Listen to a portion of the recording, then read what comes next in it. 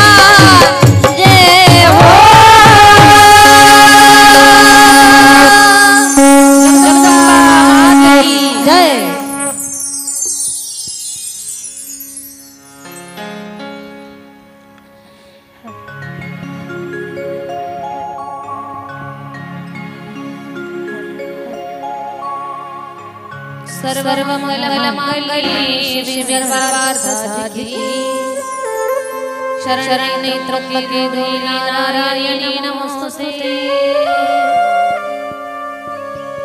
नमोस्ते महामाये श्री सूरपूजिते शंखचक्रगदाहरि महालक्ष्मी नमोस्तुते नमस्ते दारारे कोलासुरभयंकरी सर्वपापहरे देवी महालक्ष्मी नमोस्तुते सर्ववरदे सर्वभयंकरी सर्वदुःखहरे देवी महालक्ष्मी नमोस्तुते सिद्धि बुद्धि प्रदे देवी भक्ति प्रदायिनी मनोभूति सदा देवी महालक्ष्मी नमोस्तुते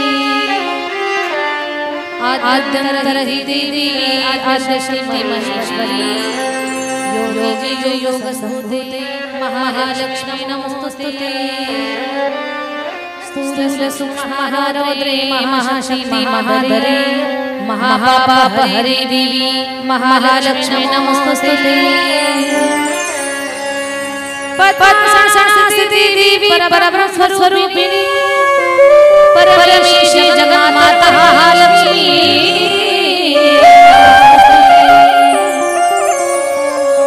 श्वेतांबरधरे देवी नानालंकारभूषी जगस्थिते जगन्माता महालक्ष्मी नमोस्तुते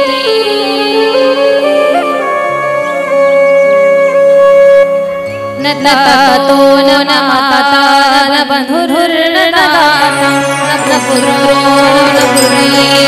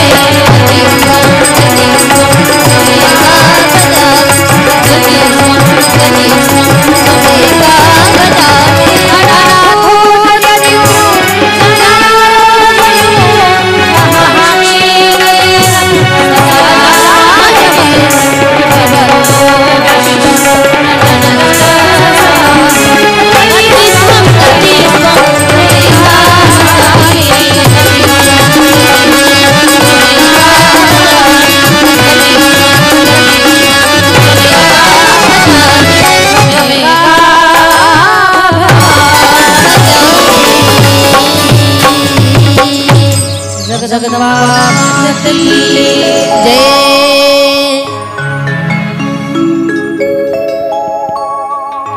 श्री गुरु चरण सरोज रज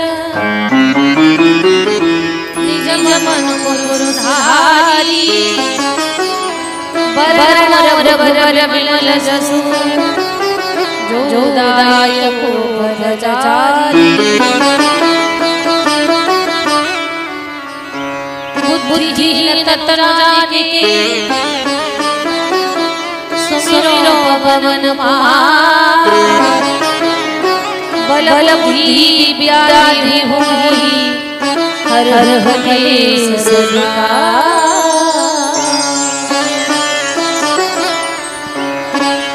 चलो आओ जी पवन कुमार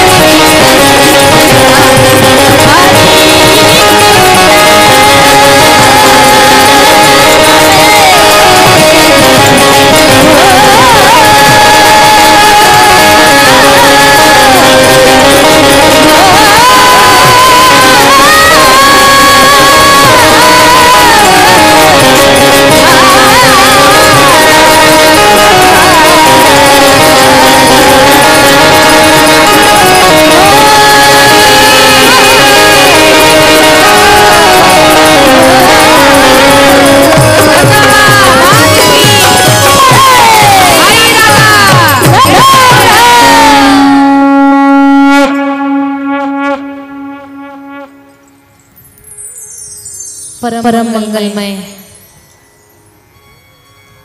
जीवाचं परम कल्याण करणारी साधकाला भक्ती सुखामध्ये नाहू घालणारी संसारिकांच्या अडचणी सोडवणारी सामान्य जीवालाही असामान्य पदापर्यंत घेऊन जाणारी तुम्ही फक्त इच्छा करा आणि तिला सांगा पण तिनं आपल्या गाऱ्हाणं ऐकून घ्यावं याच्यासाठी काही वेळ तिच्या जवळ बसणं गरजेचं आहे तिची स्तुती करणं गरजेचं आहे तिच्या नामाचं मंगल गान करणं गरजेचं आहे. म्हणून अशा आई जगदंबा भवानी महामाया आदि शक्ती भगवती देवी भागवत महापुराणाच्या माध्यमातून तिचं चिंतन आणि या चिंतनाच्या माध्यमातून सर्व श्रोत्यांना जे कथा ऐकायला येत आहेत असे सर्व श्रोते कथेचे आयोजक नियोजक संयोजक व्यवस्थापक या सगळ्यांच्या मनोकामना पूर्ण करण्यासाठी या नवरात्र उत्सवामध्ये आपण सर्व भाविकांना चांगलं फळ प्राप्त होण्यासाठी माँ जगदंबा भवानी या कथा रूपात या ठिकाणी आलेली आहे.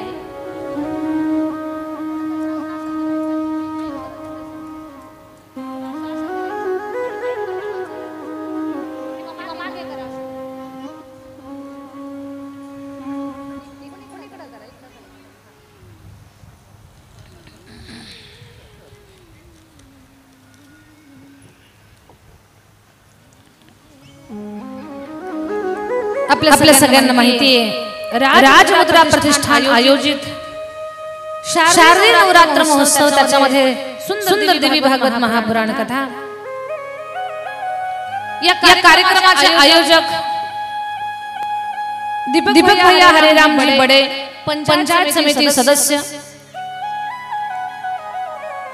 आणखी सर्व या कार्यक्रमामध्ये सक्रिय असणारी सर्व भगवत उपासक मंडळी आणि आपल्या सगळ्यांना सांगायला आवडेल तुमच्या सगळ्यांच्या अंतःकरणाला सुख मिळेल की ही जी पवित्र भूमी आहे तर रामलाल बाबा गेंदाई बाबांच्या पदस्पर्शाने पवित्र झालेली ही भूमी आहे.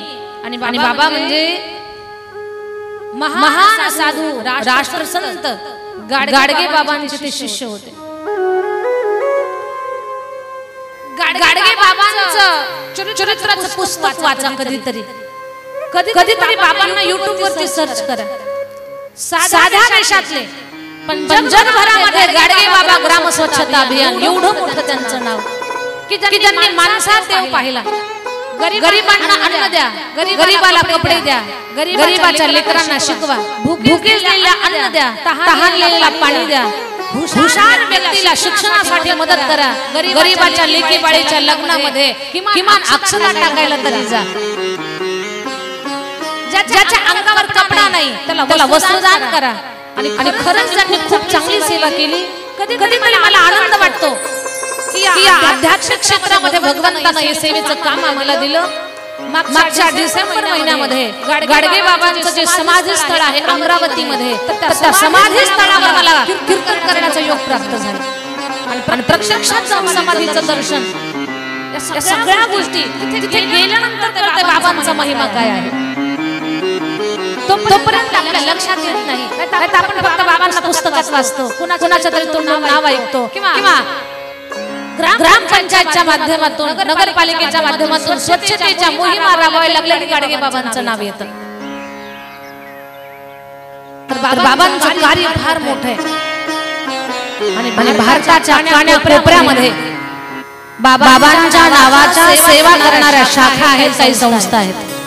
तर अशा महान साधूचे शिष्य की ज्यांना भोपळे महाराज म्हणायचे, जे हातामध्ये भोपळं घेऊन फिरायचे, असे रामलाल बाबा गेंदाई बाबांच्या पदस्पर्शाने पवित्र झालेली ही भूमी आहे. म्हणून रामलाल बाबा गेंदाई यांच्या स्मृतीचं स्मरण करून त्यांच्या चरणावरती वारंवार वंदन करून त्यांचं स्मरण करून आपण देवी भागवत कथेला पुढे घेऊन जाणार आहोत. बोलणं थोडंसं स्पष्ट करा, प्रबलाने घेऊन देऊन पहा. आमच्या दीपक भाऊंनी खूप चांगल्या पद्धतीनं या कार्यक्रमाचं नियोजन केलं. खरं तर आई जगदंबा भवानीचे आशीर्वाद त्यांना प्राप्त व्हावेत आणि सर्व या कार्यक्रमाच्या आयोजकांच्या मनोकामना पूर्ण व्हाव्यात. श्रोत्यांना आनंदाची गोष्ट सांगते, या पूर्ण कथा सत्रामध्ये जी माझी माय माऊली कथा चालू झाली त्या दिवसापासून कथेच्या शेवटच्या दिवसापर्यंत जी माता माऊली रोज हजेरी लावल, तिनं दसरा झाल्यानंतर मला सांगा तुमच्या जीवनात काय अनुभव आला म्हणून. कारण ही कथा व्यर्थ जाणार नाही. ती फलच देते, कारण ती आई आहे. ती आई तिच्या एवढी आपली कळकळ दुसऱ्या कोणाला नाही. आपण फक्त म्हणायचं आई मला हे पाहिजे, नाही दिलं तर मला बोला. ती दिल्याशिवाय राहत नाही. फक्त तिच्यापर्यंत आपण गेलो पाहिजे, तिच्या जवळ आपलं गारानं गेलं पाहिजे. माझ्या ताई थोडासा विचार करा. एका जन्मात आई तिचं लेकरावर किती प्रेम असतं. तुमचं तुमच्या लेकरावर किती प्रेम आहे. ते प्रेम साधन अजून जगात तयार झालं नाही. ज्या प्रेमाला कुठल्या परिमाणामध्ये मोजता येत नाही एवढं प्रेम करणारी आई, एका जन्मात आई आपल्या लेकरावर प्राणाकडे प्रेम करते. ही तर जन्मांतरीची आई आहे. ही किती प्रेम करायला लावल्यावर आपल्यासाठी अट्टहास करते. विचार करा. फक्त तिला जाणण्याचा प्रयत्न करा. तुमचं एकही स्वप्न अपूर्ण राहणार नाही. तुमची एकही इच्छा पूर्ण राहणार नाही. तुमच्या सगळ्या इच्छा पूर्ण करण्याची जबाबदारी तिची आहे. फक्त तिला सांगा तुम्ही. कुठलाही प्रश्न असू द्या, कुठली अडचण असू द्या, सुटेल त्यांची अडचण. कारण ती भगवती आहे आणि तिला काय अशक्य आहे देणं. आपण मारणारे तुटपुंजे आहोत. म्हणून या भगवतीचे चरित्र सगळ्यांनी श्रद्धेनं ऐका. आणि देवी भागवताच्या माध्यमातून संतती संदर्भात जेवढे काही दुःख असतील, समस्या असतील, अडचणी असतील त्या समजून जातात. कालच्या कथासत्रामध्ये मी तुम्हाला सांगितलं वसुदेव की जे भगवान कृष्ण परमात्म्याचे वडील आहेत. कृष्ण भगवान गुफेमध्ये दोन आठवडे झाले आपल्या लेकरू बाहेर येत नाही. वडील होते ते वडिलांचा जीव कासावीस व्हायला लागला. माझ्या लेकराच्या वाट्याला सारखं दुःख का, अडचणी का, समस्या का.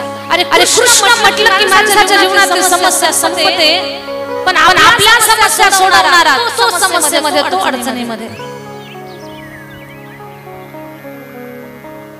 माझ्या ताई दादांनो, नारदजी तिथे आले आणि नारदजीने सांगितलं वसुदेव महाराज काळजी करू नका. आई जगदंबा भवानीचं आवाहन करा. तिचा चौथ भरा. 9 रात्री 9 दिवस तिच्या नावानं ज्योत जाळा. तिचं चिंतन करा, तिचं स्मरण करा. आणि मग तुमचा प्रश्न, तुमची अडचण, तुमचं दुःख संपल्याशिवाय राहणार नाही. ही उदाहरणं आम्ही आमच्या घरी तयार केलेली नाहीत. देवी भागवत महापुराणामध्ये आहे.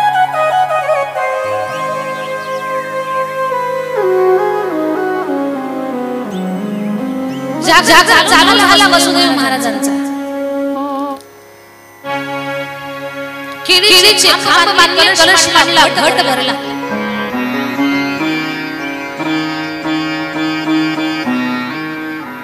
घट भरला, चौथ भरला, खारीक वाटी, सुपारी, नारळ काय असेल ते सगळं मांडलं. तिची ओटी भरली, अखंड नंदादीप चालू लागला.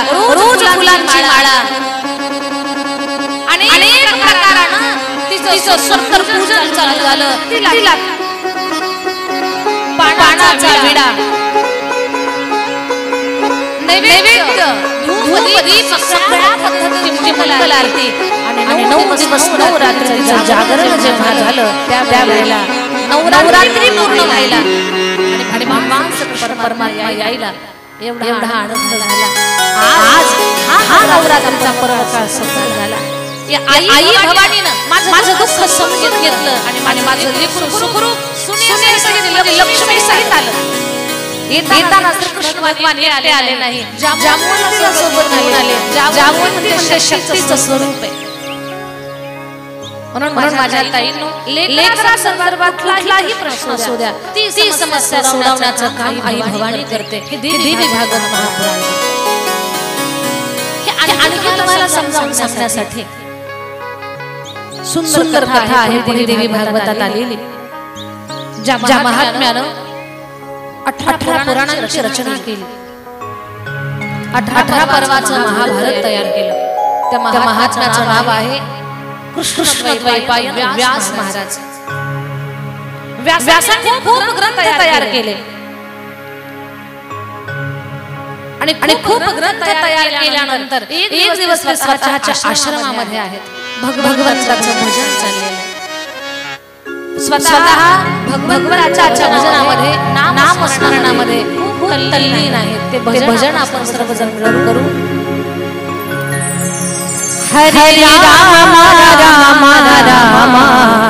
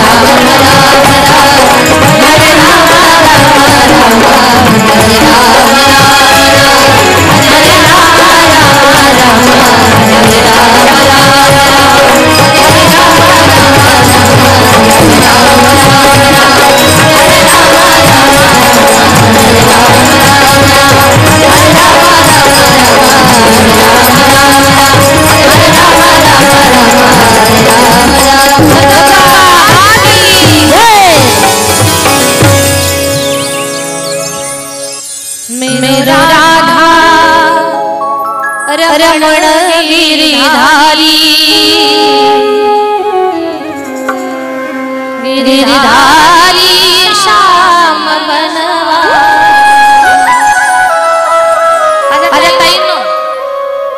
श्रीमद भागवत महापुराण आणि देवी भागवत याच्यामध्ये येणाऱ्या कथामध्ये खूप फरक आहे, खूप बदल आहे. या देवी भागवत महापुराणामध्ये व्यासांचे पुत्र शुकदेव महाराजांच्या जन्माची कथा काही वेळ सांगितली आणि भागवतामध्ये वेगळे आलेले.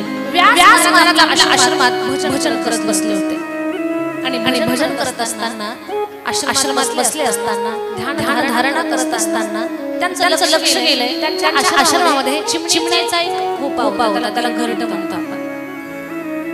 तर त्या चिमणीच्या घरट्यामध्ये चिमणीची पिल्लं होती. चिमणी काय करत होती, चारा आणत होती चमचेमध्ये आणि येऊन पिलाच्या चमचेत भरत होती. तो चिमणा सुद्धा चारा आणायचा आणि त्या पिलाच्या चमचेमध्ये भरायचा. चिमणी आले की ती छोटी छोटी पिल्लं चिव चिव करायची, खूप आनंद त्यांना वाटायचा. आणि ती चिमणीला एकच काम, पंख फडकवायला जायचं, चारा घेऊन यायचं आणि पिलांच्या तोंडामध्ये भरायचं. व्यासाने पाहिलं अद्भुत दृश्य.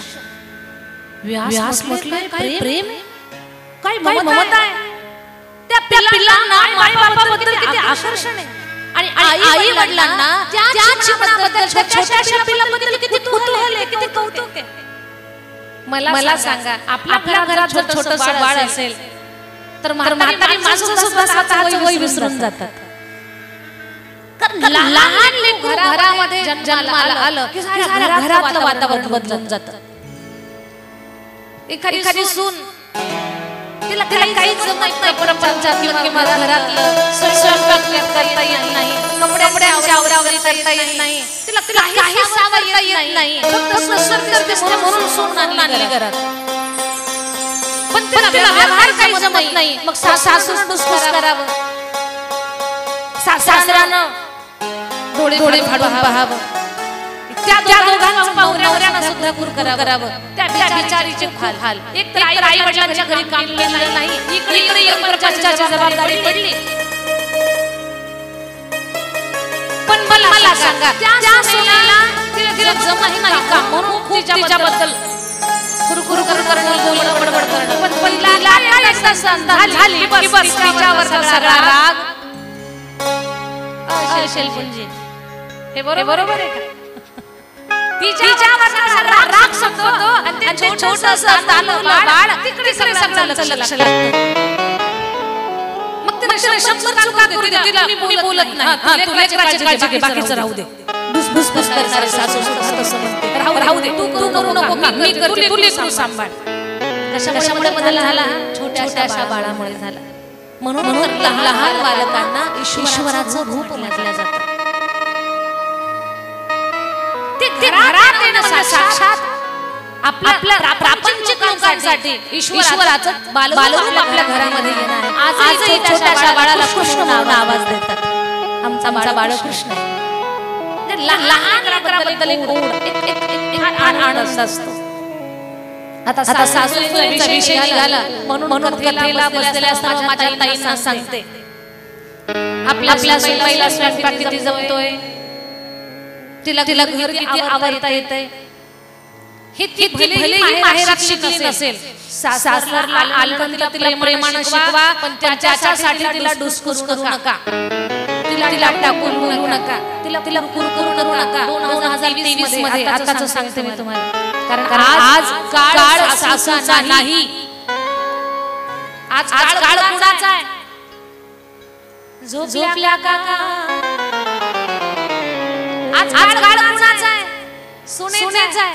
आज सासूचा काळ नाही, सुनेचा काळ आहे. पण आजच्या सासूला सावध व्हायचंय, मुलीपेक्षा जास्त प्रेम सुनेवर करायचंय.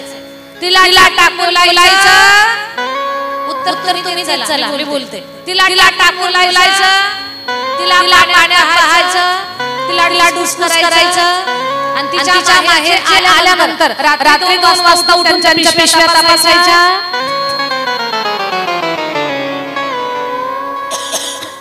याच्यातला कुठला उपयोग करायचा नाही, कारण आज काळ सासूचा, आज काळ सुनेचा. काळ ओळखून चालवलं माणसानं तर 10 वर्ष आनंदात जातात. आज 2023 मध्ये सर्व सासऱ्यांना एकच संदेश देईल मी, तुमची सून तुमच्यावर मुलीपेक्षा जास्त प्रेम करेल, पण तुम्ही त्याच्या सुनेमध्ये सून पाहू नका, मुलगी पहा. आणि सुनेला तुमची सासू आईपेक्षा जास्त माया करेल तुमच्यावर, पण तुम्ही त्याच्यामध्ये सासू पाहू नका, आई म्हणून तिला पहा. तुमच्यावर प्रेम करेल भरभरून, तुमच्या जीवनातले प्रश्न सगळे सुटत जातील, अडचणी संपतील, संसार सुखाचा होईल. तुमचं काम वाटून घेतील, ते तुमच्या जीवनातल्या समस्यांचं निराकरण करतील. पण एकाला प्रेमानं पहा. आता मुली खूप शिकल्या, कमावत्या झाल्या, त्यांना वाटतं लाख रुपये महिना कमावते, घरातले भांडे मी का घासू, स्वयंपाक मी का करू, कपडे मी का धुऊ, असं वाटतं. माझ्या ताईनं, तुमच्या आई वडिलांनी तुम्हाला शिक्षण एका घराची 2 घरे करण्यासाठी नाही, तर 2 घरांचं किंवा एका घराला पुढे जाण्यासाठी तुम्हाला शिक्षण दिलेलं आहे. शिक्षणाचा उपयोग माणसं तोडण्यासाठी नाही, माणसं जोडण्यासाठी करा. खूप शिक्षित व्हा, राष्ट्राचं नाव मोठं करा, देशाचं नाव मोठं करा, परिवाराचं नाव मोठं करा. अरे एवढं सुद्धा जगा की तिकडे पाहून लोकांना जगायला शिकलं पाहिजे, एवढं छान जगा, पण त्याच्यासाठी आपल्या शिक्षणाचा दुरुपयोग करा. सगळ्यांना सांगणं असेल माझं, स्त्रीमध्ये प्रचंड शक्ती, पण तिनं स्वतःला ओळखायला पाहिजे. एका स्त्रीनं स्वतःला ओळखलं, एका स्त्रीनं स्वतःला ओळखलं तर 150 वर्षाची महाराष्ट्रावर गुलामगिरी संपवली आणि या मातीला त्या स्त्रीनं छत्रपती शिवाजी महाराजांचा सूर्य दिला. त्या स्त्रीला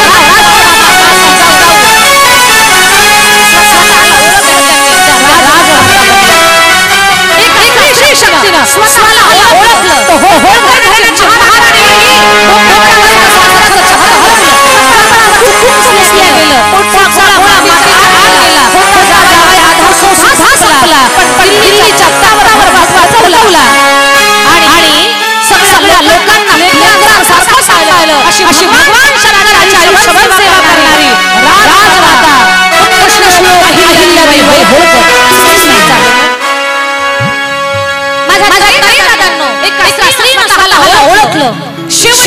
श्वासापर्यंत सोबत लढत राहिली नाही शरण मेरी फाशी नहीं दूंगी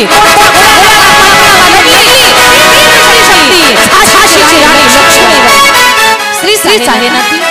अरे या एका ओळखलं आणि ज्ञानाची रत्न समाजासाठी खुली केली. आज जगभरातल्या स्त्रिया साक्षर बनल्या. अरे साक्षरतेची गंगा शिक्षणाची गंगा जिनं तुमच्यापर्यंत आणली. शिक्षण मुलींनी घ्यावं याच्यासाठी जिनं लोकांचं दगड माती शेण अंगावर घेतलं पण तुम्हाला मला शिकवलं. अशी कोण क्रांती ज्योती सावित्रीबाई फुले.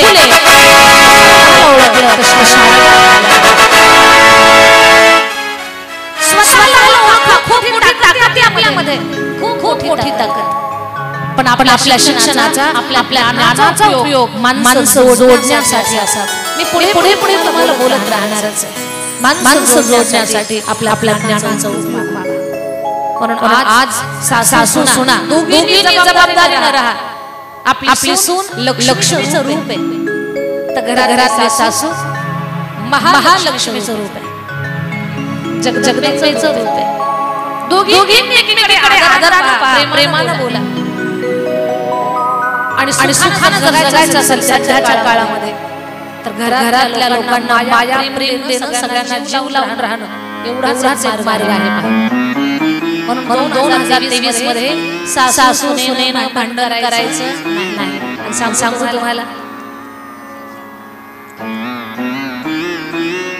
तुम्हाला माझं बोलणं आहे का तुमच्या सगळ्याकडे पाहून एक गोष्ट माझ्या लक्षात आली. या शिल्पी गावामध्ये ना सासूनेचं भांडणच नाही.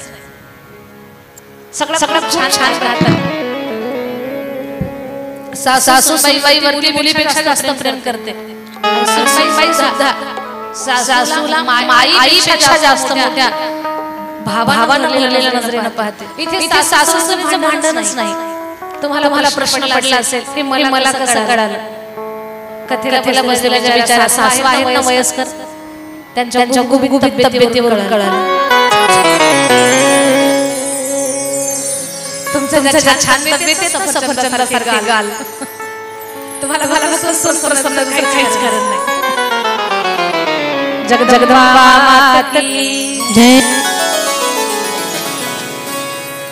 एवढं सगळं विस्तार का सांगितलं मी तुम्हाला. कारण आहे त्याच्या पाठीमागे. घरामध्ये छोटस बाळ आलं की सुनेकडे करड्या नजरेनं पाहणं बंद होऊन जातं. कारण सगळ्यांची नजर छोट्या बाळाकडे जाते.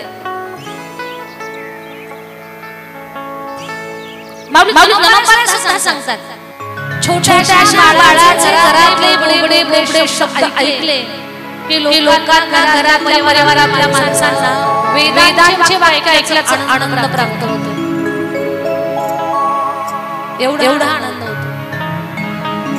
लहान लेकराचं कौतुक. व्यासाच्या मनात एक भावना निर्माण झाली. अरे ही चिमणी त्या पिलांना चारा धरते. किती दूर जाते. अरण्यात चांगला चारा वेचून आणते. पिलांच्या चोचेमध्ये भरते. किती कष्ट घेते. आणि विचार करा ना व्यास महाराज इतपर्यंत विचार करताना की या चिमणीला माहिती नाही ही पिलं मोठी झाल्यावर पंख फुटले की उडून जाणार आहेत. ही तिला माहिती आहे तरीही चारा भरण्याचं काम करते. बर हा चिमणी गेल्यानंतर ते मृत्यूला पावल्यानंतर ही पिल्लं श्राद्ध सुद्धा घालणार नाहीत. यांचं वर्षश्राद्ध सुद्धा करणार नाही. यांचा अंत्यसंस्कार सुद्धा करणार नाही. तरी किती प्रेम भरलेलं आहे. माझ्या ताईंनो खरंच तुम्हाला जर जीवनामध्ये सुखी राहायचं असेल ना तर या प्रसंगात शिका. काय शिका की व्यास विचार करतायत की ही चिमणी आपल्या पिलांना चारा खाऊ घालतायत. चारा खाऊ घालत असताना चिमणी कुठल्याच प्रकारचा स्वार्थ ठेवत नाही.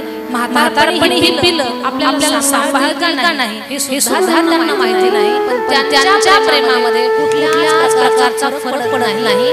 ती चिमणी आहे त्या वेळेचा त्या प्रसंगाचा त्या स्थितीचा आनंद घेताय. तसं तुम्ही सुद्धा तसं माय बापाची भावनाच तशी असते. लेकराला लहानाचं मोठं करताना त्यांच्या चिमुकल्या नावामध्ये चिवसारीसारखा घास घालताना त्यांना वाढवताना मोठं करताना ते म्हातारं सांभाळता नाही याचा विचार तुमच्या मनात लेकरं लहान असताना येत नाही. पण जेव्हा तुम्ही म्हातारे होताना तेव्हा तुम्ही दुःखी होता. अरे यांच्यासाठी आम्ही काय केलं नाही.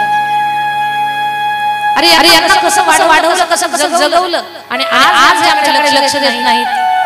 या विचारानं दुःखी व्हायचं नाही. आणि ते दुःखाला स्पर्श नाही.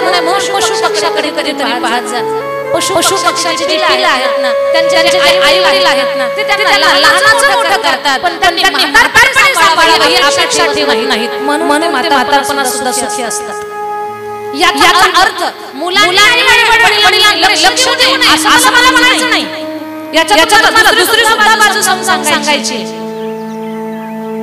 आई वडील स्थिर राहावं याच्यासाठी हा मुद्दा समजावून घ्या. आणि मुलांनी सुनांनी लेका बाळांनी काढू नये का. अरे जे मायबाप आपण लहान असताना निस्वार्थपणे आपल्या तोंडामध्ये घास भरण्याचं काम करतात. आपल्याला लहानाचं मोठं करतात वाढवतात. जे आपल्याला जग दाखवतात बालपणानं ते स्वतःच वय विसरून जातात. त्या मायबापाला म्हातारपणात आपण खूप चांगलं सांभाळलं पाहिजे.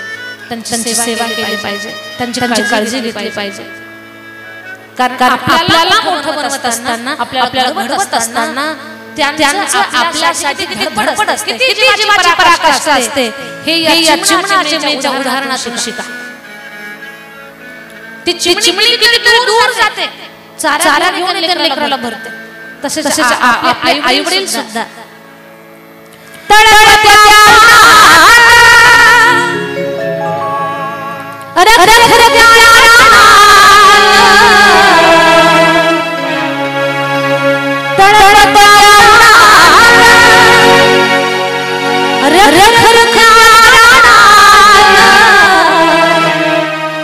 नाही माझ्यासाठी तू कष्टाचा मामा कधी घडीला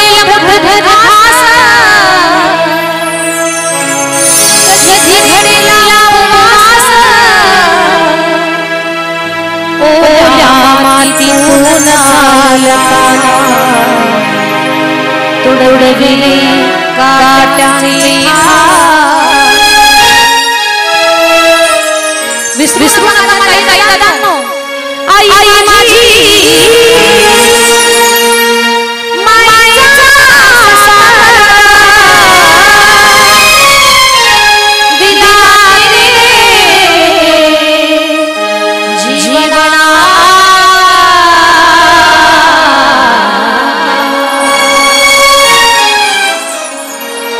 तळपत्या उन्हात रखरखत्या रानात नाही माझ्यासाठी कष्टाच्या कामात. माझ्या ताई दादांनो ग्रामीण भागातली माय लेकीला छोट्या लेकरांना घरी ठेवते. शाळेत जाते. दिवसभर तापलेल्या उन्हामध्ये काम करते. शेतामध्ये दिवसभर उन्हात काम करणं माझ्या ताईनं बोलणं एवढं सोपं नाही. अंगातून घामाच्या धारा वाहतात. उन्हाचे चटके बसतात. खुरपत असताना लेकरा बाळाच्या आठवणी लक्ष दुसरीकडे गेलं खुरखुर पुढे सरकावं आणि दगडाचे ठेच नखाला लागावे. नख रक्त वाढवावं हे सहन करते ग्रामीण भागातली माय. शहरातली माय घरातलं सगळं काम आटपून लेकरांना शाळेत पाठवून कंपनीमध्ये कोणाच्या तरी घरी कामाला जाते. कंपनीत कामाला जाते. जिला कंपनीत काम मिळत नाही माझ्या ताईंनो ती माझी सर्वसामान्य माय माऊली कोणाच्या घरची धुनी कोणाच्या घरची भांडी कोणाच्या घरचा स्वयंपाक करते आणि लेकराला शिक्षण देऊन मोठं करते. माझ्या ताईंनो माय बापाच्या कष्टाची बरोबरी कुणीच करू शकत नाही. कुणीच नाही. अरे कोणाच्या घरची धुणी भांडी करताना त्यांची बोलणी ऐकताना भाजी जर कधी मीठ कमी पडलं जास्त झालं तर घरातले लोक तडाबडा बोलतात. जिथे कामाला का पगारावर कामाला आहे ना पण ती माय माऊली कशासाठी? तिला तिच्या डोळ्यासमोर लेकरांचं शिक्षण दिसतंय. आज माझ्यावर धुणे भांडे करायची वेळ आली. माझ्या लेकरांवर ही वेळ येऊ नये. शिक्षण घेऊन एवढं मोठं व्हावं की पुन्हा वाट्याला हे दुःख येऊ नये. हे साया साई वडिलांचे असतात. भावना समजून घ्या. आणि हे दुःख कोणाला कळतं? हे जावे त्याच्या वंशात देवाकडे.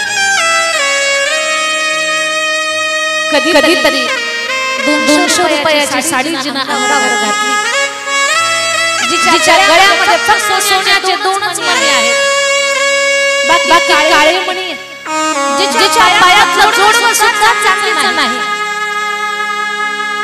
कपाळावरच्या कुंकवाशिवाय जास्त अलंकार तिच्याकडे नाहीये.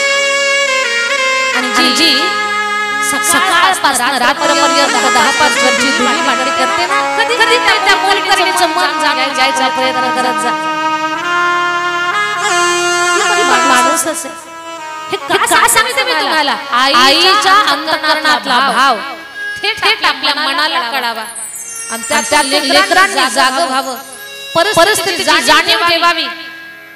याच्यासाठी मी तुम्हाला सांगते की आपले आईवडील आपल्यासाठी काय करत नाहीत, खूप काही करतात.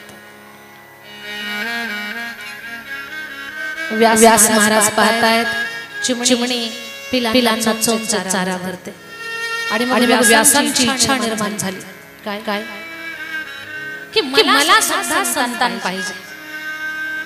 अरे छोट्याशा लेकराच्या किलबिलाटानं, त्या छोट्याशा लेकराच्या बोबड्या शब्दानं जर चिमणीला पिलांच्या चिवचिवाटानं आनंद होतोय, तर मला सुद्धा त्या लेकरांचा छोट्या लेकराचा बोलण्याचा, बडबडीचा, बोबड्या बोलण्याचा आवाज ऐकायचा. इच्छा झाली व्यासांची. आणि संतान प्राप्तीसाठी व्यास महाराजांनी घोर असं तपश्चर्या केली. मेरू पर्वतावर व्यास महाराज गेले, खूप तपश्चर्या केली. व्यासांचं तप पाहून इंद्र घाबरला. इंद्र नेहमीच घाबरलेला आहे. त्याला वाटलं ही बाबा तप करायला लागला म्हणजे आपली खुर्ची काढून घेईल. तसं काही नसतं. तो इंद्र त्याला समजावून सांगितलं भगवान शंकरानं, इंद्रा व्यास महाराजांच्या तपश्चर्येमध्ये भंग करू नकोस, कारण ते संतान प्राप्तीसाठी तपश्चर्या करतायत. त्यांचा असं वेगळा उद्देश नाही. त्यांना तुझं पदही नाही घ्यायचं नाही.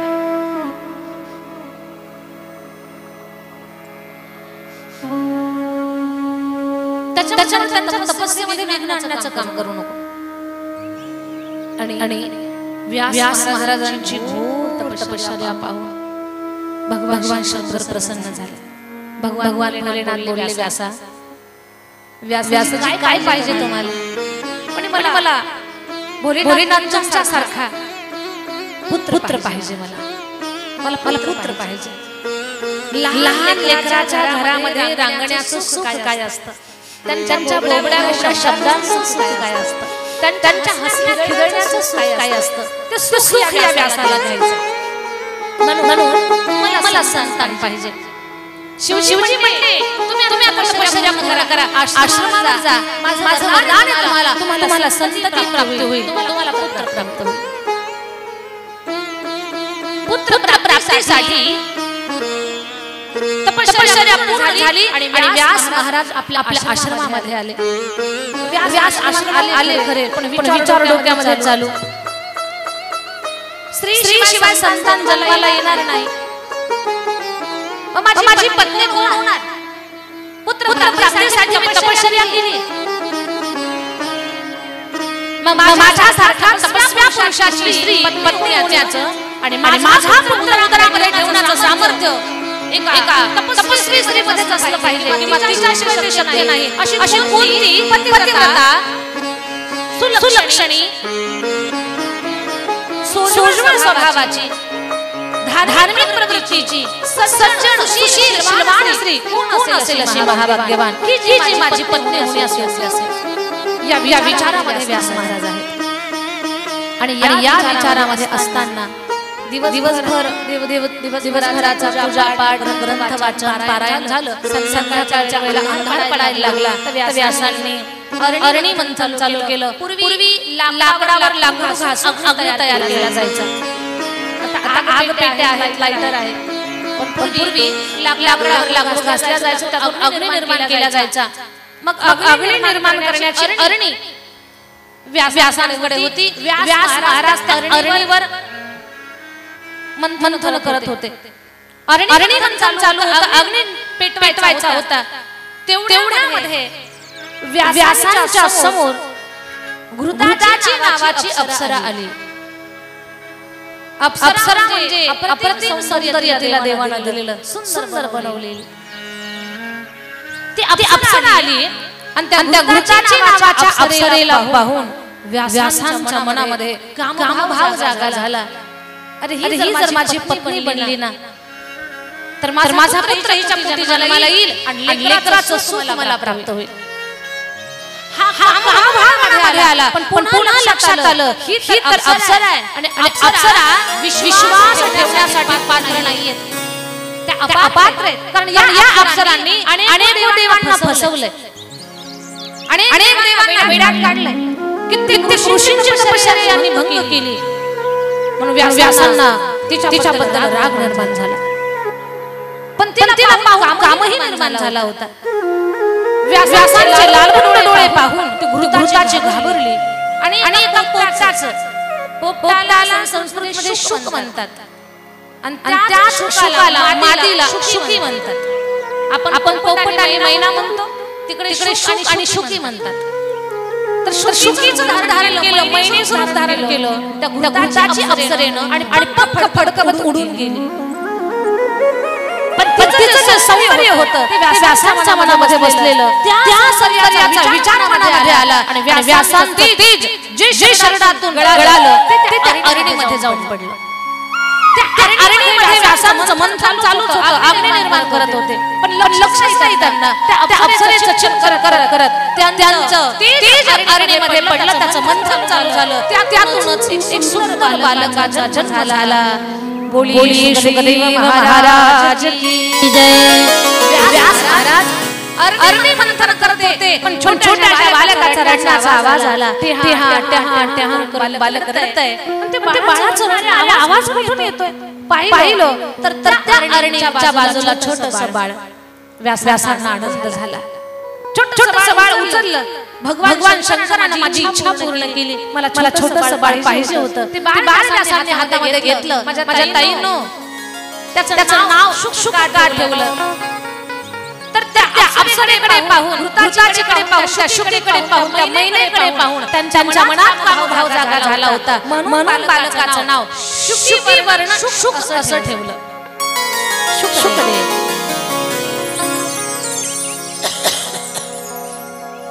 शुकदेवाचा अरणी मंथनात जन्म झाला. दिव्य तेजस्वी पुत्र समोर आकाशातून त्या लेकरासाठी दंड दिव्य कमंडलू कृष्णाजी अशी अनेक सामग्री आली. शुक त्या बालकाचं नामकरण झालं, उपनयन संस्कार झाले. आणि एक दिवस व्यास महाराज आपल्या छोट्याशा बाळाला घेऊन आश्रमामध्ये आनंदानं विहार करतायत. बाळ हळूहळू लहानाचं मोठं होत आहे. बाळाचे मोठे शब्द ऐकले की शुकदेवांचे शब्द ऐकले की व्यासांना आनंद वाटतोय. काय खाऊ घालावं, त्याच्यासोबत काय खेळावं. कधी लहान लेकरासोबत खेळताना घरातली म्हातारी माणसं घोडा होतात. म्हातारी माणसं काय होतात? घोडा होतात. दोन हात खाली ठेवतात, दोन पाय खाली ठेवतात, बाळाला पाठीवर घेतात आणि घोडा मामा चालला असं म्हणतात. म्हणजे किती आनंद असतो लहान लेकराच्या बाबतीतला. घरामध्ये लहान लेकरांना हट्ट करावा आणि म्हाताऱ्या माणसांनी तो पुरवावा. खूप आनंद. एका छोट्या लेकरानं आपल्या वडिलांकडे हट्ट केला. बाबा मला ऊस खायचा. पप्पा मला ऊस खायचा. बापाच्या शेतात ऊस नव्हता. त्या माणसाच्या शेतात होता की ज्याच्या सोबत काल याची भांडणं झाली. पण लेकराचा हट्ट पुरवावाच लागतो. बापाने शेजाऱ्याची नजर चुकून बांधावरनं उडी मारून ऊस काढून आणला. उड्या मारताना पायाला काटे मोडमाडले म्हणून वाईट वाटलं. फेकला ऊस. हा बाबा पप्पा असा नाही पाहिजे ऊस. मग याचे तुकडे करून द्या ना. लेकराचा हट्ट पहा. रागात भरलाय बाप. पण लेकराचा प्रत्येक लाड पुरवण्याचं काम चालू आहे. ऊसाचे तुकडे एका डिश मध्ये दिले. छोटे छोटे तुकडे त्याला तोंडात भरायला सोपे जाते. आता खा ऊस. बाबा असा नाही पाहिजे. आता कसा पाहिजे. माझा पहिला होता तसा करून द्या ना. माझा पहिला ऊस होता कसा करून द्या. पण या सगळ्या लेकरांच्या खोड्यामध्ये कोड कौतुकामध्ये माय बापाला आनंद वाटत असतो. भगवान श्रीकृष्ण परमात्मा किती खोड्या करत होते. पण त्या खोडीचे तेवढंच नारायण पण गवळणी सुद्धा आनंद घेत होत्या. त्या गवळणी घराणं घेऊन जायच्या. पण श्रीकृष्णावरती प्रेम करायचं त्यांचं बंद झालं का त्यांनी कमी केलं. त्या खोडीमध्येही त्यांना आनंद वाटत होता. काय सांगू माझ्या ताईंनो. त्या गवळणीची तर अशी अवस्था व्हायची. अशी अवस्था. विसरा कामधंदा सासू सासऱ्याची नाही मर्यादा. विसरा कामधंदा सासू सासऱ्याची नाही मर्यादा. कोण जावा कोण नंदा. कोण जावा कोण नंदा. वृत्ती परमानंदे वेधली पावा भोगडी.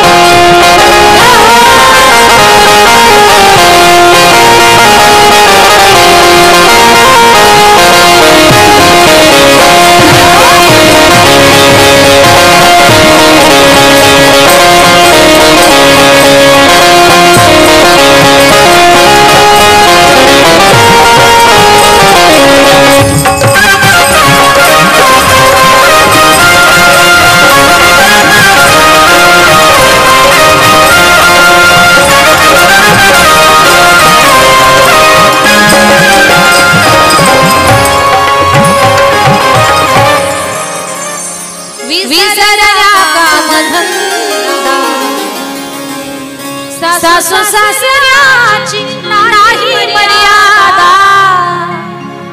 भगवान श्री कृष्ण परमात्मा खोड्या करत होते. पण त्यांच्या खोड्यामध्ये सुद्धा गोपिकांना आनंद मिळत होता. आता मला सांगा ज्यांच्या खोड्या केल्या त्यांना आनंद घेतच होत्या.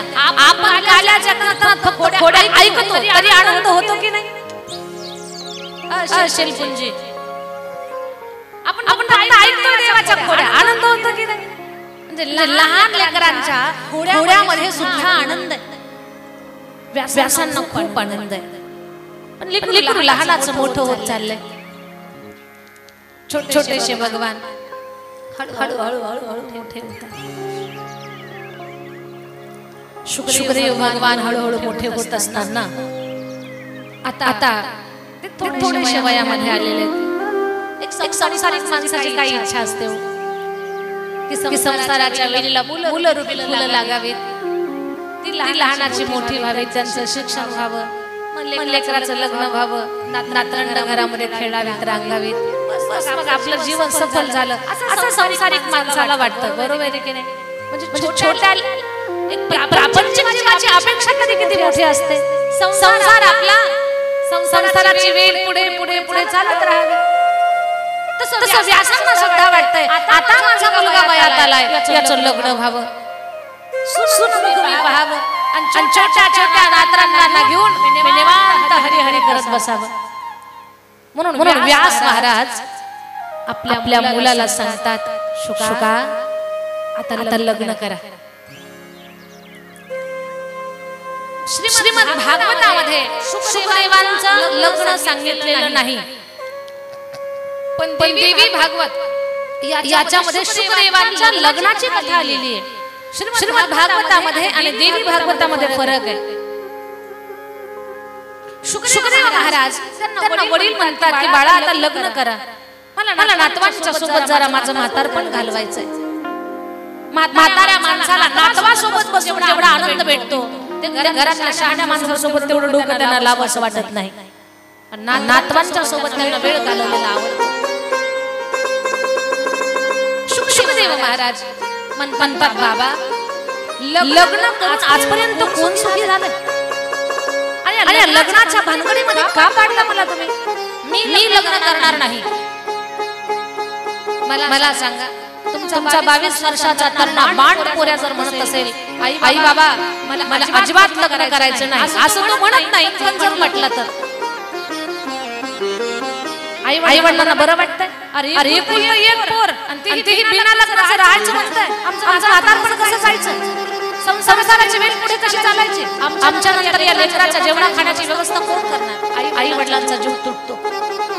आई वडील समजावून सांग, बाळा तुला काय देशाची सेवा करायची, संप्रदायाची सेवा करायची ते कर, पण लग्न करून कर बाबा. शुकदेव म्हणतात बाबा मी लग्न करणार नाही, कारण संसार करून आजपर्यंत कुणी सुखी झालेलं नाही. कारण हा संसार कसा आहे, या संसार नगरी बाजार भरला याच सुख नाही हो, याच सुख नाही. किती प्रमाण सांगावी? दुःख बांधवडी, दुःख बांधवडी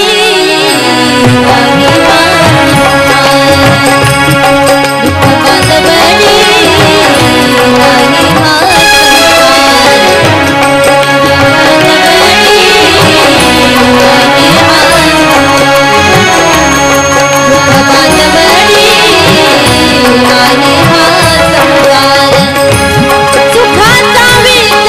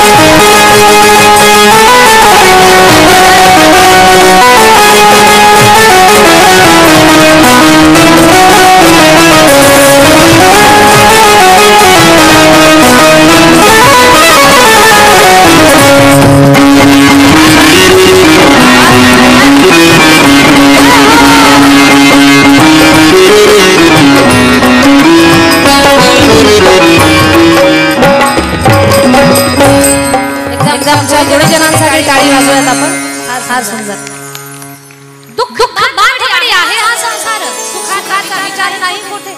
या संसारामध्ये आजपर्यंत कुणाला सुख मिळालेलं नाही.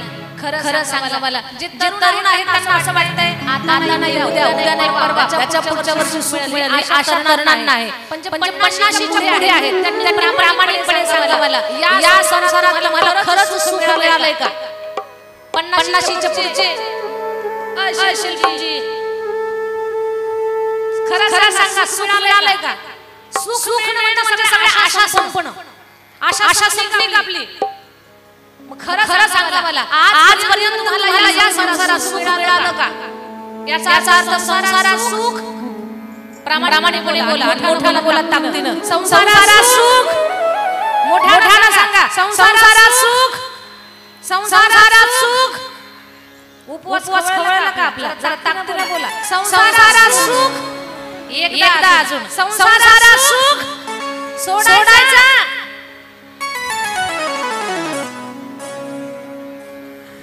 संसारात सुख नाही सोडायचा सुद्धा. प्रामाणिक आहात तुम्ही, खरी उत्तर देताय मला. माझ्या ताईंनो, संसार सोडा असं तुम्हाला कोणी म्हणणार सुद्धा नाही. माझे माऊली परंपरा सुद्धा सांगतात, असोनी संसारी जिव्हा वेग करी. प्रपंच सोडा नाही, प्रपंचातली आसक्ती सोडा. उभा वारकरी संप्रदाय ज्यांच्याकडे गुरुस्थान पाहतोय, आम्ही सुद्धा ज्यांना अतिशय श्रद्धेनं गुरुस्थानी मानतो, असे श्रद्धेय वारकरी संप्रदायाचे वैभव श्रद्धेय आचार्य डॉक्टर नामदेव शास्त्रीजी महाराज, श्री क्षेत्र भगवानगड. शास्त्रीजींच्या मुखातून ऐकलेली गोष्ट आहे.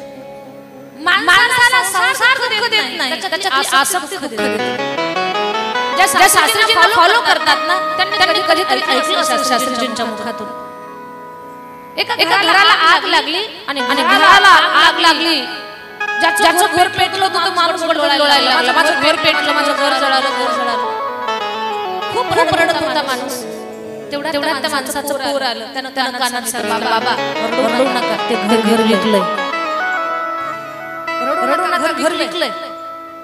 4 तासापासून रडणारा बाप कॉलर टाईट करून राहिला, हाताची घडी करून चांगलं जळालं. कोणी करायला जळालं? किती जळालं? कसं जळालं? अरे कसं पेटलं? चर्चा शेजाऱ्यांसमोर तेवढ्या मुलाला फोन आला. ज्यानं घर घेतलं होतं त्यानं सांगितलं, घर जळालंय, आम्हाला नको, तुम्हाला वापस घ्या. मग त्या माणसाला कळलं आपलं गेलेलं घर मला वापस रडायला लागला माणूस. घर जागेवर जळतच होतं. सुख दुःख त्या माणसाला होत होती का? तर ते माझं आहे म्हणून दुःख झालं. जेव्हा ते आपलं नाही, दुःख संपलं, पुन्हा रडायला लागला. याचा अर्थ आसक्ती दुःखाला कारण आहे. दुःखाला कारण काय? आसक्ती. सुखदेवांना समजावून सांगितलं, बाळा प्रपंच कर तू. अरे प्रपंच कारणीभूत नाही, त्याच्यात आसक्ती दुःखाला कारण आहे. सुखदेव महाराज ऐकतच नव्हते. आपल्या लेकरांना आपलं ऐकावं. लक्षात माय बापाचं दुःख हे सगळ्यात मोठं आहे की मुलं ऐकत नाहीत. हे बऱ्याच माय बापाच्या वाटाला आलेलं दुःख आहे की मुलं ऐकत नाहीत. अशा माय बापांनी दुःखी होऊ नका. देवी भागवताचं पारायण घरामध्ये करा. नक्कीच तुमच्या लेकराच्या मनोबुद्धीमध्ये परिवर्तन झाल्याशिवाय राहणार नाही. कारण या देवी भागवताचा प्रभाव असतो आहे की लेकरांना सद्बुद्धी प्रदान करते. माय बापाचे संतती संदर्भातले सगळे दुःख संपवते ही देवी भागवत. व्यास महाराजांनी सांगितलं, शुका ठीक आहे, तुम्हाला लग्न नाही करायचं, एक काम करा, तपश्चर्या करा. आणि तपश्चर्या झाल्यानंतर अगोदर श्रीमद भागवत महापुराणाचं पारायण करा, नंतर देवी भागवताचं पारायण करा. आणि मग श्रीदेव महाराजांनी तपश्चर्या केली 3000 वर्ष. त्याच्यानंतर त्यांनी श्रीमद भागवत महापुराणाचं पारायण केलं. भागवत हे प्रेमशास्त्र आहे. भागवत वाचलं, भागवत ऐकलं की माणसाच्या अंतःकरणात प्रेम निर्माण होतं. आणि भागवत श्रवण झाल्यानंतर, चिंतन झाल्यानंतर शुकदेवांनी देवी भागवत महापुराणाचं पारायण केलं. देवी भागवताचा पारायण केल्यानंतर मग सुखदेवांच्या मनात असा भाव निर्माण झालाय, आपले वडील म्हणतात काय ते ऐकून तरी घेऊ. हे परिवर्तन झालं सुखदेवामध्ये. बाबा सांगा बरं मी इच्छा काय आहे? बेटा तुम्ही लग्न करा. बाबा मी तुमच्या मनावर लग्न नाही करणार. माझ्यापेक्षा अधिकारी माणसाला मला समजावून सांगितलं प्रपंचाबद्दल तुम्ही नवीनच ऐकल्याशिवाय राहणार नाही. व्यास म्हटले ठीक आहे बाळा, जा मिथिला नगरीला, जनक नगरीला. जनक नगरीचा राजा जनक सगळं राज्य चालवतो, शासन चालवतो, सत्ता गाजवतो.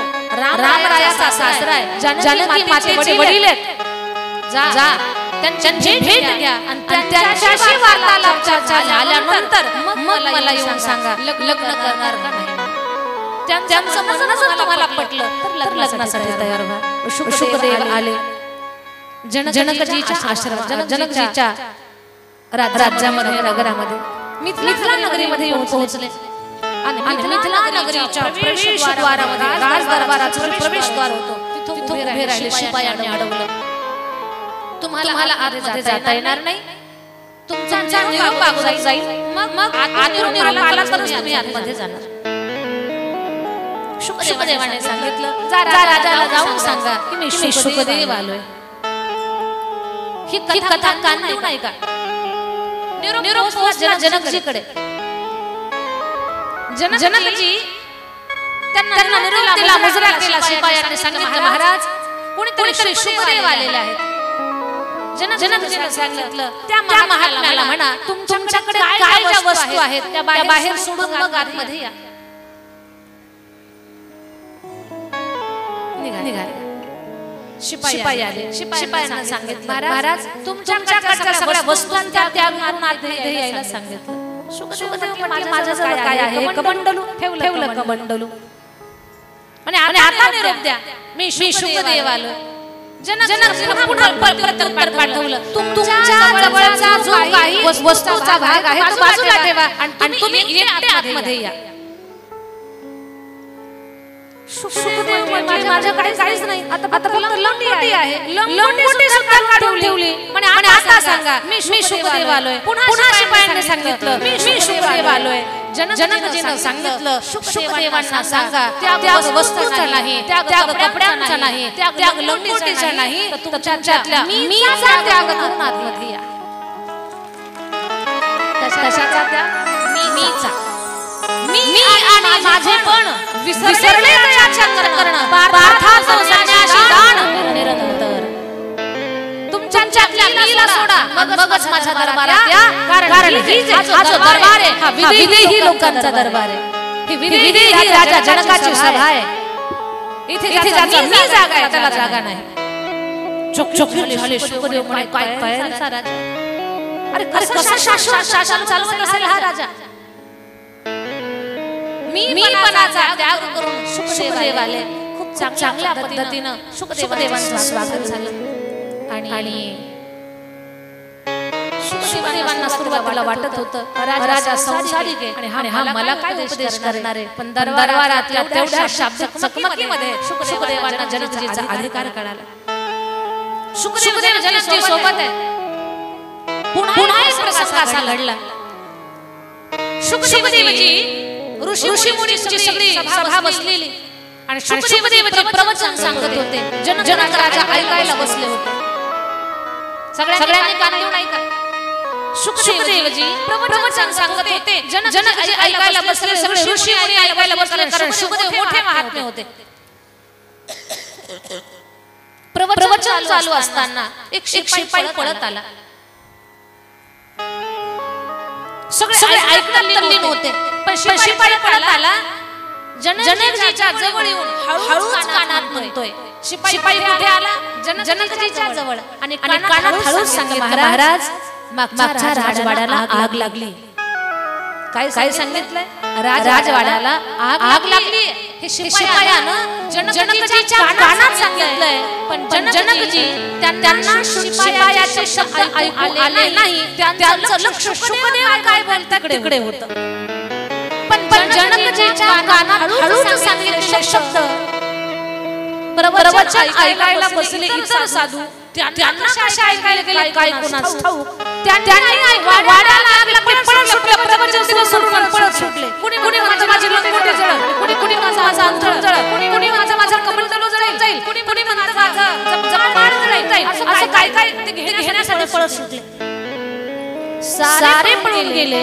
एकटा राजा जनक जागेवर बसलेला होता. त्याचा वाडा जळत होता, पण तो पळाला नाही. ज्यांच्या लंगोट्या जळत होत्या ते लंगोटीसाठी पळाले. आणि याच्यातून सुद्धा शुकदेव महाराज शिकले. शुकदेव सांगतात, राजा आपण धन्य आहात. या सगळ्या माहोल मध्ये राहून तुम्ही स्वतःला कसं त्या ठिकाणी तयार ठेवलेलं आहे किंवा स्वतःच्या विचारावर कसे अडीग आहात हे शिकलोय. दुःखाला कारण संसार नाही, तर त्यातली आसक्ती ही दुःखाला कारण आहे. तुमचा वाडा जळत होता, श्रीमंत ऐश्वर्य जळत होतं, तरी तुम्ही त्याच्यासाठी दुःखी झाला नाही. पण लंगोटी जळत म्हणून प्रवचन सोडून बरेच जण पळाले. याच्यातून तुम्ही सुद्धा विचार करायचा की खरंच आपण पूर्ण लक्ष कथा ऐकतो का? आपल्याला कथा ऐकत असताना बाजूचा ऐकायला तर कधीचे शब्द कानावरून विसरून जातात. याचाही अभ्यास तुम्ही करायचा. उत्तम श्रोता बनण्याचा प्रयत्न करा. एका मूर्तिकारानं दोन सुंदर मूर्त्या बनवल्या. एक लाख रुपयाची मूर्ती होती आणि एक 1000 रुपयाची मूर्ती होती. दृष्टांत काढलो नाही का? मूर्तीचा आकार, रंग, उंची, साचा सगळं एक होतं, काहीच फरक नव्हता. तरी पण मूर्तीच्या किमतीमध्ये फरक होता. एक लाखाची मूर्ती होती आणि 1000 रुपयाची मूर्ती होती. लोक येत होती, मूर्तीची पाहणी करत होती. मूर्तिकार म्हणत होता, ओळखा 1000 रुपयाची मूर्ती कोणती, 1 लाख रुपयाची मूर्ती कोणती. लोकांना फरक कळत नव्हता.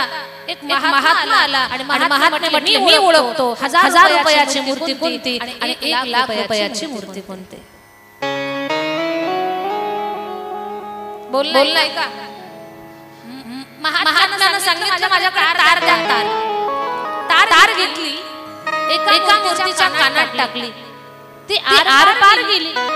तीच तार काढली, दुसऱ्या मूर्तीच्या कानात टाकली, ते पोटात गेली. महात्म्यानं सांगितलं, ज्या मूर्तीच्या कानात तार आर पार गेली ती 1000 रुपयाची मूर्ती आहे. आणि ज्या मूर्तीच्या कानात टाकलेली तार कानातून पोटात गेली ती 1 लाख रुपयाची मूर्ती आहे.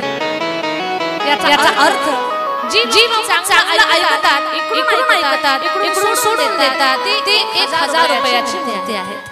आणि जे ऐकलेलं अंतर्मनात साठवतात ते 1 लाख रुपयाची मूर्ती आहेत. मग तुम्ही लाखाची व्हायची का हजाराची व्हायची तुमच्या हातामध्ये आहे. या श्रवणाचा चांगलं काय घ्यायचं तुम्ही ठरवायचं. राजा जनक शुकदेव महाराजांना हे समजावून सांगतात, शुकदेवजी, संसार दुःखाला कारण नाही, संसारातली आसक्ती दुःखाला कारण आहे. संसाराला वाईट म्हणू नका, कारण हे ईश्वराने निर्माण केलेलं सर्व हे जगत आहे. ही माया सुद्धा निर्माण केलेली आहे. आणि नाही तरी असं आपल्या प्रत्येक माणसाच्या प्रत्येक जीवाच्या अंतःकरणामध्ये प्रेम भरलेलं आहे. बरं, प्रेम ही ईश्वराने दिलेली, त्याचा वापर कसा व्हावा हे मला कळत नाही.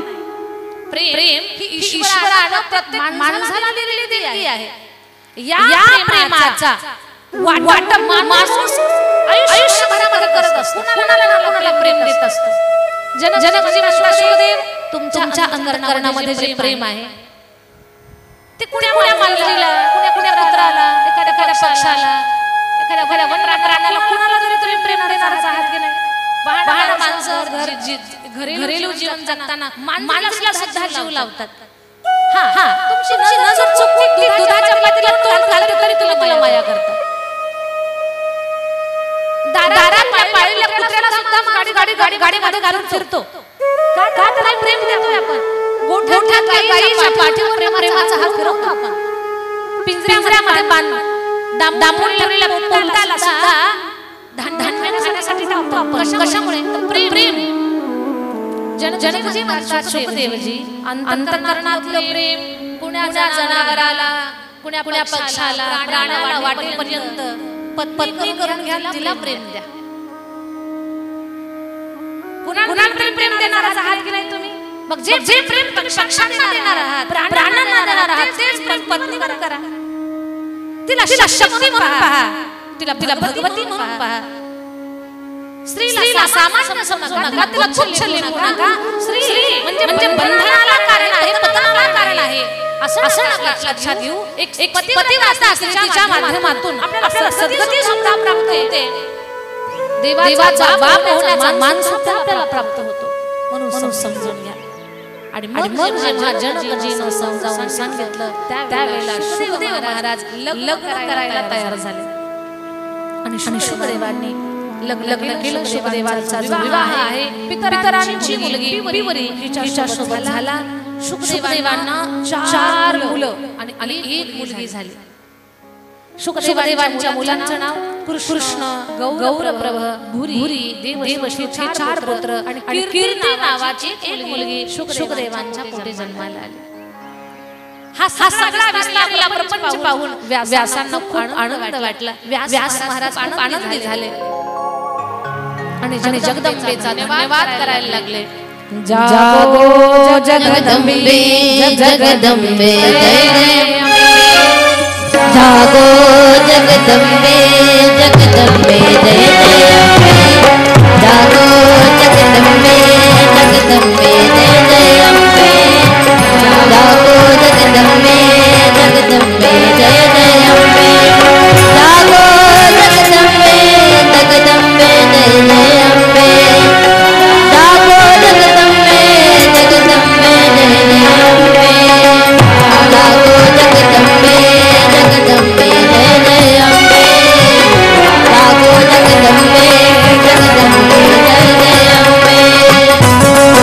जगदंबे जय जय अम्बे.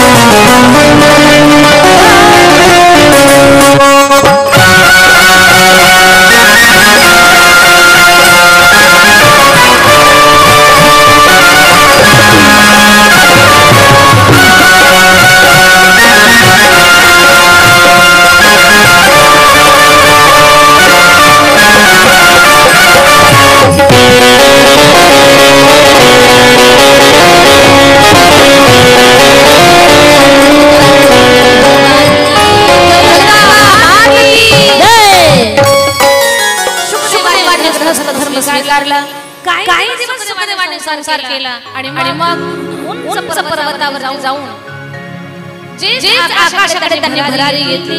तारामंडलामध्ये तारा रूपाने ते स्थित झाले. पुढील पाठीमागे पुत्र मोहान शुका असं करत राहिले. अशी ही सुंदर संततीची कथा. ज्यांची मुलं आपल्या वडिलांचं आईचं ऐकत नाहीत त्यांनी हा प्रसंग वाचावा देवी भागवतातला. तर या प्रसंगाचा परिणाम त्याची फलश्रुती अशी आहे की मुलं आपल्या ऐकण्यामध्ये येतील. हा या देवी भागवताचा प्रभाव आहे. पुढे मी तुम्हाला कथा सांगणारच आहे. 5 मिनिटाचं भजन घेऊ. सगळ्यांनी उभे राहा. सुंदर भजन करा. पाऊल खेळा. असं मोठा राऊंड करा. मोठा महाराज केल्यासारखा. पंचमीचा फेरा कसा धरतो आपण तसा मोठा राऊंड करायचा. पुरुष महिला सगळ्यांनी आनंद घ्यायचा. पुरुषांनी सुद्धा मोठा राऊंड करा.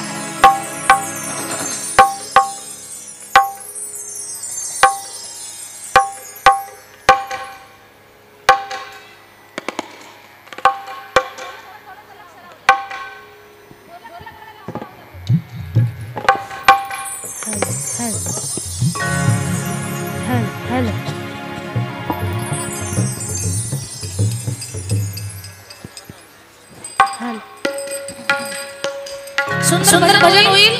खूप आनंद घ्या सगळ्यांनी. लाईट लावता येईल का शूटिंग साठी लोकांचा?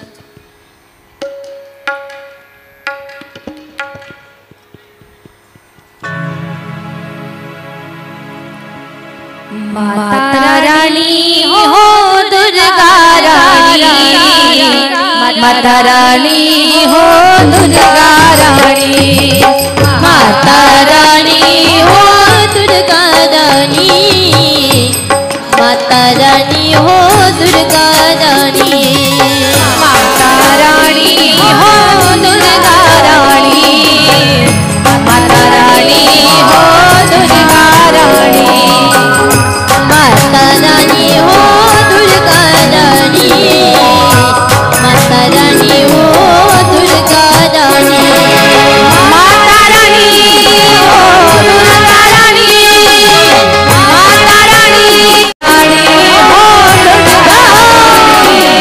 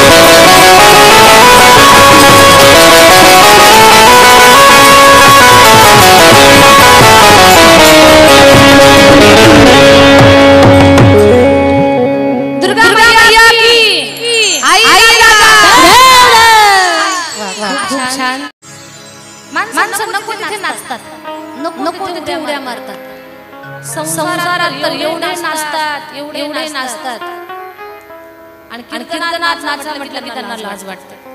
पण इथे नाचलात तर लक्ष 84च्या फेऱ्यात नाचण्याची गरज पडणार नाही पुन्हा परत कधी. ही आपल्या उद्धाराची जागा आहे. आणि इथले प्रयोग घरी करायचे नाही.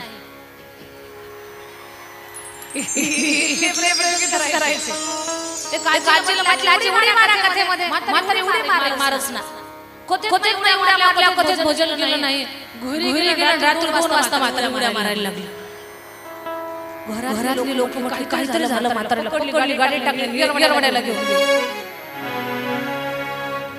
इथले प्रयोग हसा म्हटलं इथे रडा म्हटलं की रडायचं नाचा म्हटलं की तेच नाचायचं. हे दरबार आपल्या सगळ्यांसाठी खुला आहे. यारे नाचू प्रेमानंदी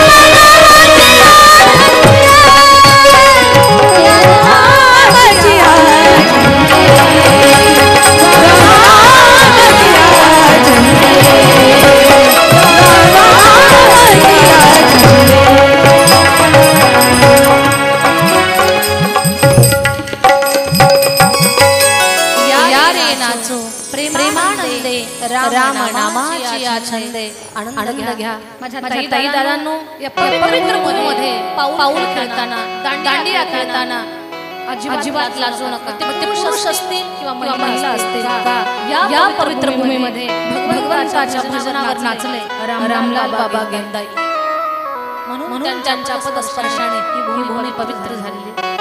याच मध्ये नाचले राष्ट्रसंत गाडगे बाबा. याच मध्ये अनेक साधू संत नाचले. याच संभाजीनगरच्या पवित्र भूमीमध्ये नाथ महाराजांसारखे संत नाचले.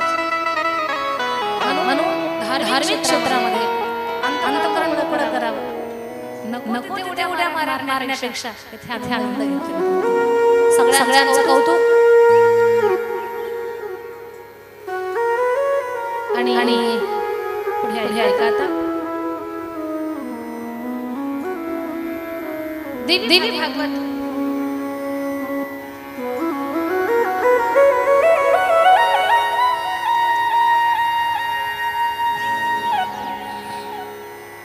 आपल्या सगळ्यांच्या मनामध्ये एक प्रश्न असतो की हे जगत कोणी बरं निर्माण केलं असं. एक लक्ष माझ्याकडे द्या. वाहणाऱ्या नदीला समुद्राचा रस्ता कोण बरं सांगतात? हा प्रश्न तुम्हाला कधी पडला नाही? नदी वाहते तिला समुद्राचा पत्ता कोण सांगतं? कोण तिला समुद्रापर्यंत घेऊन जातं?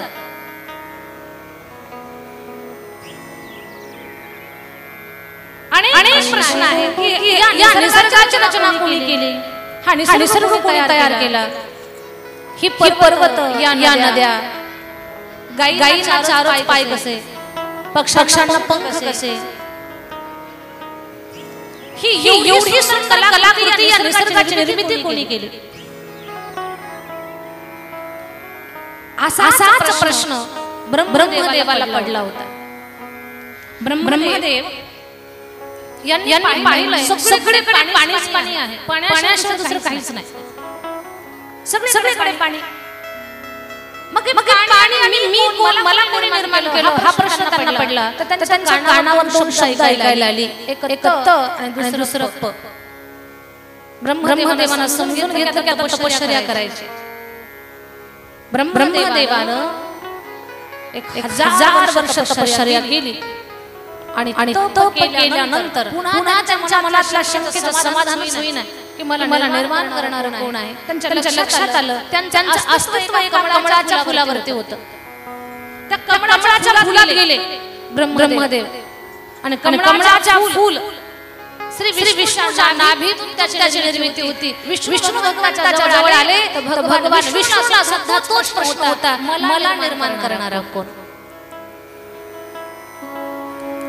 ब्रह्माजी म्हणतात मलाही तोच प्रश्न, या श्री विष्णूलाही तोच प्रश्न. तेवढा शंकर म्हणजे रुद्र नंदीवर बसून तिथे आले, त्यांनाही तोच प्रश्न होता, मला निर्माण करणारा कोण. ब्रह्म विष्णू महेश या तिघांनाही प्रश्न पडला, आम्हाला निर्माण करणारा कोण. तर तेवढ्यामध्ये त्यांच्या समोर एक लख प्रकाश पडला आसमंतामध्ये. सुंदर भगवतीचं विग्रह सिंहावर बसलेली, अष्टदशभुजाधारी, सुंदर नटलेली, अनेक आभूषण आणि अनेक अलंकार, सुंदर नेत्र, सुंदर गाल, सुंदर ओठ, लाल कांती, भरलेले डोळे आहेत, स्मित हास्य, प्रसन्नता आणि अशी ओजस्वी तेजस्वी आपल्या या भगवतीच्या मूर्तीकडे पहा, किती सुंदर आहे. तेवढी सुंदर, तेवढा सुंदर विग्रह आसमंतामध्ये साकारला. आणि त्या देवीनं सांगितलं, ब्रह्म विष्णू महेशा या विमानामध्ये बसा, माझ्यासोबत चला. तीनही देवांना विमानामध्ये बसवलं. सगळ्यात पहिले सत्य लोकाला घेऊन गेली भगवती.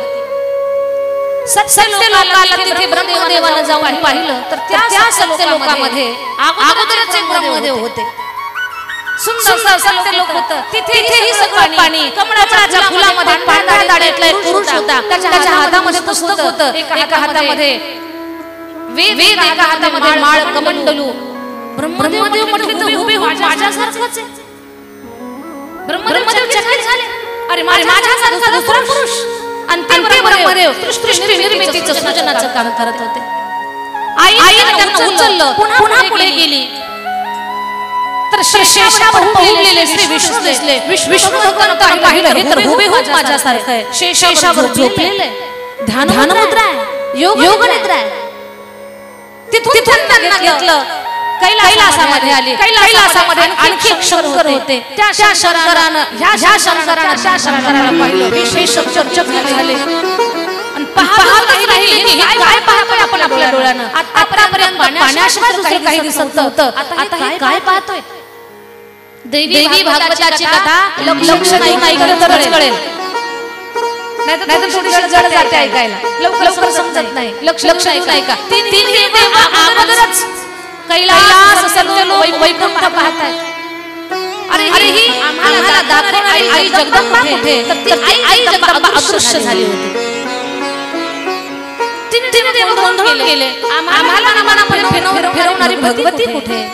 मग त्यांनी एकत्र पाहिलं तर दूर अंतरावर एक चमचमणारा, दिव्यांसारखा टिकणारा, लख प्रकाशमान एक मणिद्वीप होता.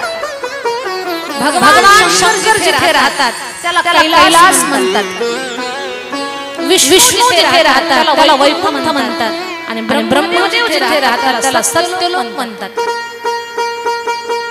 इंद्राच्या नगरीला अमरावती म्हणतात. तसं जगदंबेचं मूळ ठिकाण जेव्हा जगदंबा जिथे राहते त्याला मणिद्वीप म्हणतात. काय म्हणतात त्याला? मणिद्वीप.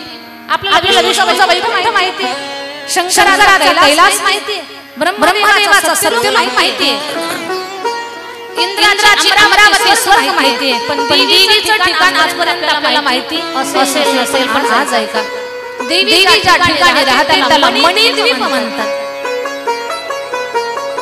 त्या मणिद्वीपामध्ये अनेक देवदेवता, अनेक सुंदर स्त्रिया आई जगदंबेला बारा घालतात, तिची आरती करतात, तिची आरती ओवाळतात. तिच्या अंगावरती माणिक मोती अलंकार आहेत. तिचं जे मंदिर आहे तर त्या मंदिराच्या खांबाला आरसे लावलेले आहेत, मोती आहेत, हिरे आहेत, सुंदर सुंदर अलंकारांनी, रत्नांनी, हिऱ्यांनी, मोत्यांनी, सुवर्णांनी तिचं ते मंदिर गजबजलेलं आहे, सजलेलं आहे. आई ऐश्वर्य संपन्न आहे. आई जगदंबा तिचं रूप ऐश्वर्यातलं आहे, म्हणून तिची भक्ती जर केली तर माणसाला धनधान्याची कमी पडत नाही. सुंदर सोन्यानं नटलेली मढलेली आहे. अनेक देवी स्त्रिया तिची आरती करतायत. जय जय अंबे जगदंबे मां, तेरे दम से है दुनिया, तेरी महिमा कोई न जाने, तुझसे न बचाएगा. जय अंबे जगदंबे मां, तेरे दम से है दुनिया, तेरी महिमा कोई न जाने, तुझसे न बचाएगा.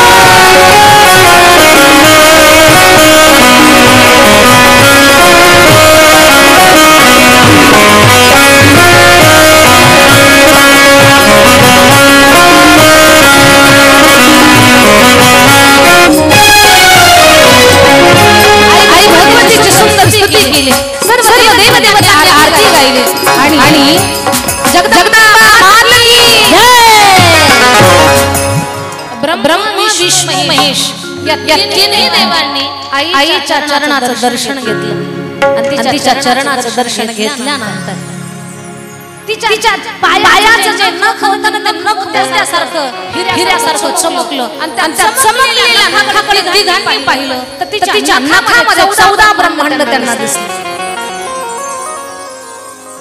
तुम्ही कधी रामायण भागवत ऐकलं असेल. श्रीकृष्ण भगवान माती खाल्ली होती. आई म्हटली आ कर. भगवंताने आ केलं तर आईला 14 ब्रह्मांड दिसले होते. तसंच रामायणाच्या चरित्रामध्ये सुद्धा तसाच प्रसंग आहे. अगदी असंच आई जगदंबेच्या नखामध्ये 14 ब्रह्मांड दिसले. ब्रह्म विष्णू महेशांना हात जोडले. आई तुझी लीला गाते. जगदंबा माता की जय. झाकी घेऊन या, आपण झाकी पाहू आणि मग आपले दीपक भाऊ पुढच्या कार्यक्रमासाठी तुम्हाला सगळं सांगते. आई जगदंबेचा जागर करणारे कोण कोण आहे ते पहा. सुशिक्षित शिकलेले भक्त शास्त्र शुद्ध पद्धतीनं आईची स्तुती तर करतातच, पण अडाणी अशिक्षित सुद्धा आई जगदंबेचा जागर करतात. आम्ही गोंधळी गोंधळी ना आम्ही गोंधळी गोंधळी गोंधळी गोंधळी आम्ही गोंधळी गोंधळी आम्ही गोंधळी गोंधळी आम्ही गोंधळी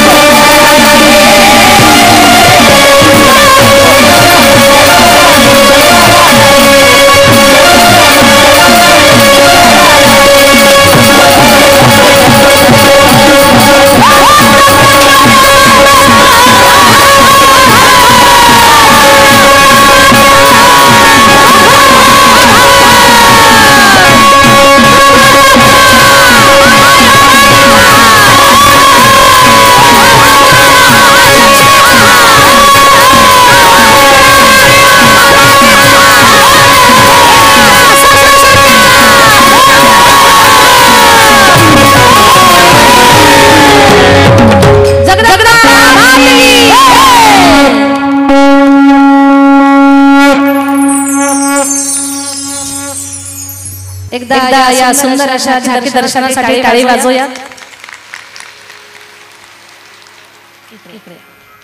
आणि आता या कार्यक्रमानंतर जो कार्यक्रम होणार आहे खूप मोठ्या स्वरूपातला तो कार्यक्रम आहे. तर त्याचं सूचना दीपक भाऊ देतील. पण महिला आणि पुरुष वर्गांना एक विनंती आहे, एवढा मोठा सोहळा आपल्याकडे चाललेला आहे. नवरात्रीच्या महापर्वावर तुम्हाला देवी भागवत ऐकायला मिळतंय. भागवत रामायण आपण एरवी पण ऐकतो, पण देवी भागवत सहजासहजी आपल्याला ऐकायला मिळत नाही. खूप मोठा पर्व काळ राजमुद्रा ग्रुप आयोजक आपले दीपक भाऊ यांनी या कार्यक्रमाचं खूप मोठ्या स्वरूपात तुमच्या सगळ्यांसाठी आयोजन केलंय. श्रोत्यांची माझी विनंती आहे, उद्यापर्यंत सगळं